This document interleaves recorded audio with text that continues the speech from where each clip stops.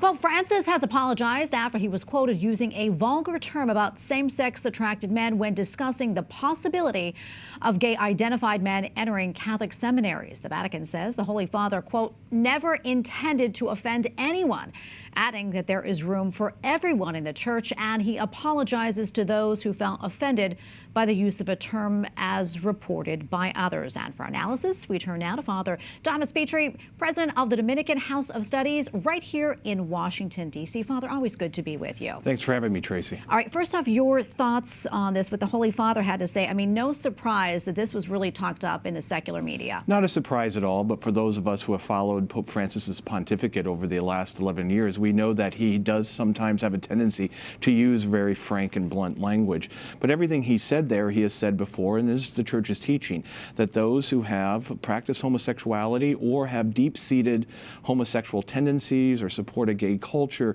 should not be admitted to the seminary or to holy orders. Yeah, and it was, as we know, the Holy Father was addressing the bishops of the Italian Episcopal Conference. I mean, that was in a closed-door meeting. This apparently got out. What is, again, the Church's current position on admissions, and, you know, what Pope Francis had to say about that? Well, the Church had clarified its position in 2005 in a statement issued by the Holy See and approved by Pope Benedict XVI. Remember, the Church teaches that all homosexual activity is intrinsically immoral, but that the tendency or the inclination is also, in fact, disordered, if not sinful. That is ultimately true, and when we need to consider men entering seminary for formation.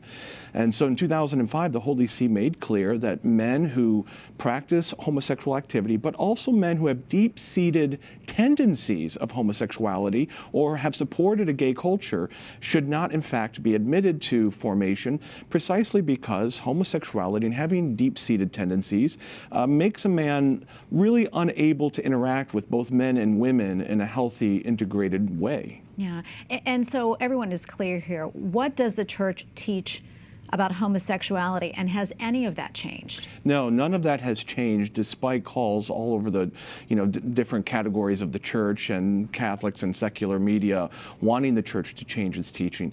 The fact remains that homosexual activity, genital activity, is intrinsically immoral and it is unnatural. And having a homosexual tendency is a tendency to a disordered act. And those who try to live the Church's teaching on chastity, who live with same-sex attraction, will verify and testify how difficult it is. And so those men who are deep-seated and struggling with same-sex attraction should not apply to seminary formation or to be priests. Yeah, what is your big takeaway from all of this? Well, the big takeaway that I would have is the Holy Father has noticed, certainly apparently in the Italian Episcopal and the Italian Church, the Church in Italy, a heightened level of men who seem to have tendencies of homosexuality, even if they're not active. But when the faithful can notice that their pastor or a priest is overly effeminate in his expression, in his mannerisms, or doesn't seem to relate or seems often to speak about matters, sexual matters or homosexual matters, it's a problem. The faithful should not have to have such thoughts about priests and their pastors. That means the man has not achieved a certain level of chaste integration of his own passions and his own loves, which is what we're called to do. Every Christian is called to do, but especially in formation for the priesthood. Now, Father Petri, always great to have you on, and thank you so much for your analysis. Thank you, Tracy. Thank you. God bless.